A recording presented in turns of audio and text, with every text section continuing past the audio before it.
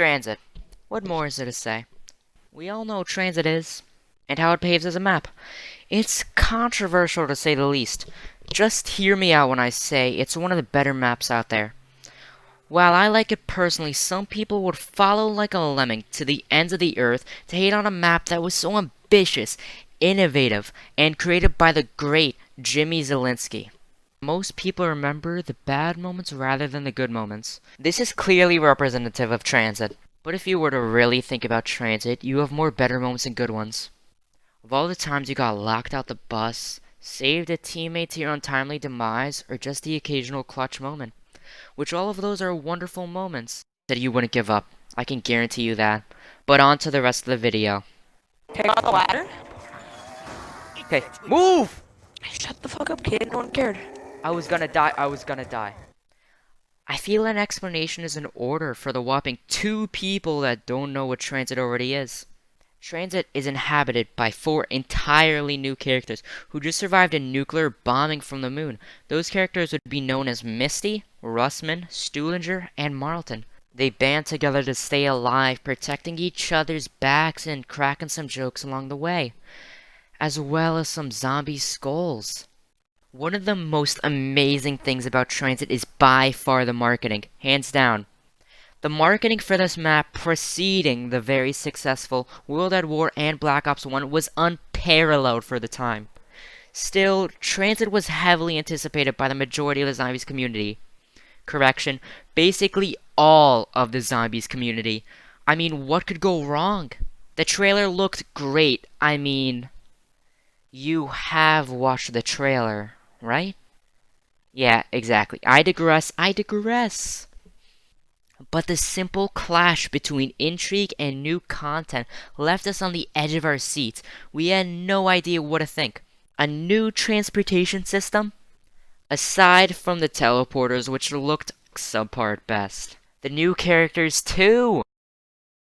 Misty, Russman, Stuhlinger, they were so cool in the trailer. The vague and threatening lines were put in so well together in the trailer, it just fit. It was a good change of pace. It made us view the consequences of where we left off with the Moon Easter egg in Black Ops 1. Now, not many people understand the full scope of this map as a whole. Revolutionary would be an understatement. When you think of Black Ops 1, you probably think about the classics, rightfully so. Think of the simplicity of those maps, they really are all bare bones. Maybe a couple cool features like the teleporters? Still, there are no parts in any of the games preceding Black Ops 2. Well, what about space? There are a couple maps that have a decent amount of space. Some that come to mind are Call of the Dead, Ascension, Moon, and maybe even 5. These maps have a fair amount of space for even 4 players, while on Transit, you could see in the trailer so many different locations. A map of that magnitude was insane!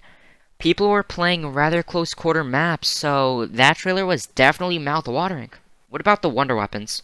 Okay, for starters, we all knew the VR-11 sucked. As for the Winter's Howl, even the ray gun.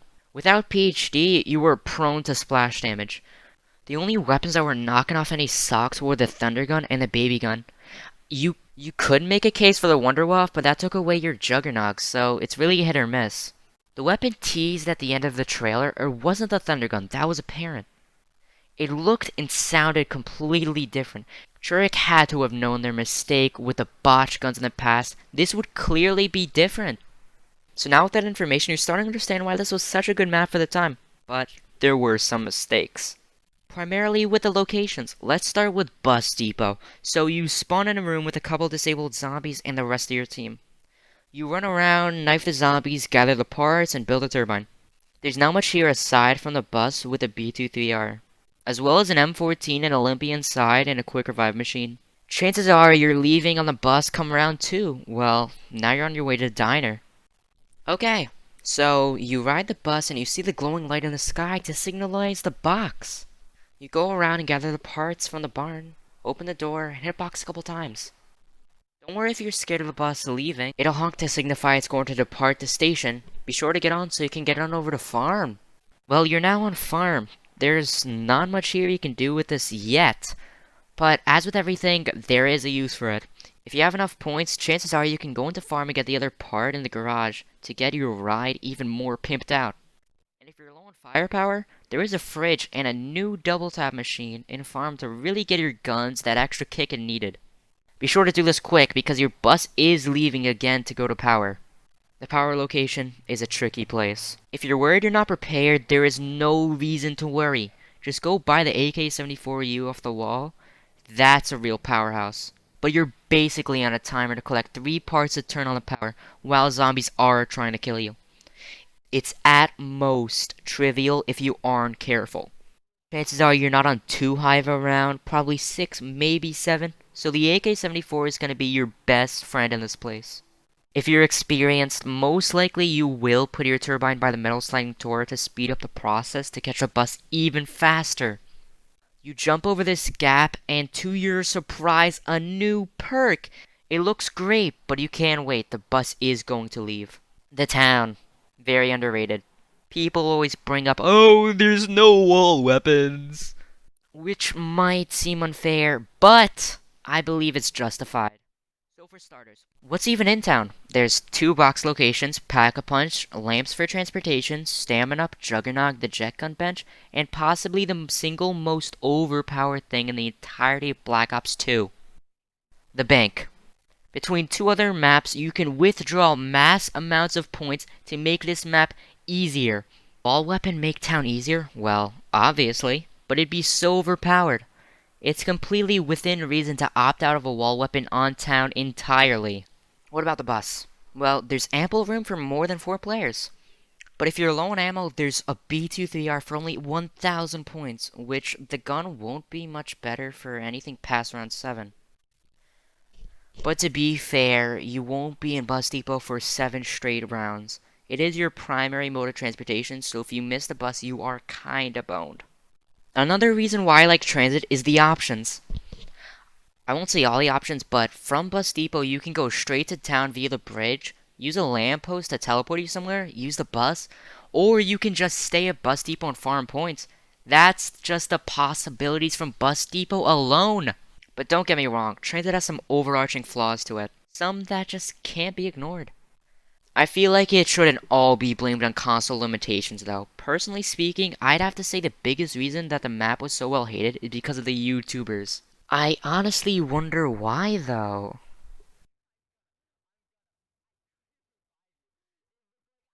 I can go on. What about the design failures? The jet gun immediately comes to mind. Seriously though? Why is it expected for a wonder weapon to be so easy to get?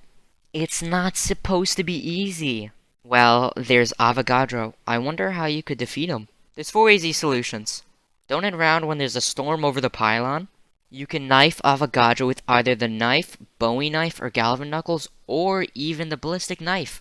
Use EMPs on Avogadro, or you can just use the electric trap to kill him. Pack-a-Punch is an obvious thing that comes to mind with issues. But you're really going to trash on Pack-a-Punch on Transit when no one mentions Buried, Nuketowns, or even Origins for that matter? What about Fog? It's more than an aesthetic choice, primarily a way to slow someone down, as are the denizens. The bus leaving is also an issue, but not that big of one. You can just run through the fog, but yet again, yeah, you can die. Or you can just stay wherever you are until the bus comes back. And the lampposts are also an option for transportation when the bus isn't there. Well, those are the issues with Transit. But I can't stress it enough that people just hopped on the bandwagon of hating Transit just because YouTubers thought it was bad. With all that in mind, it's a good map.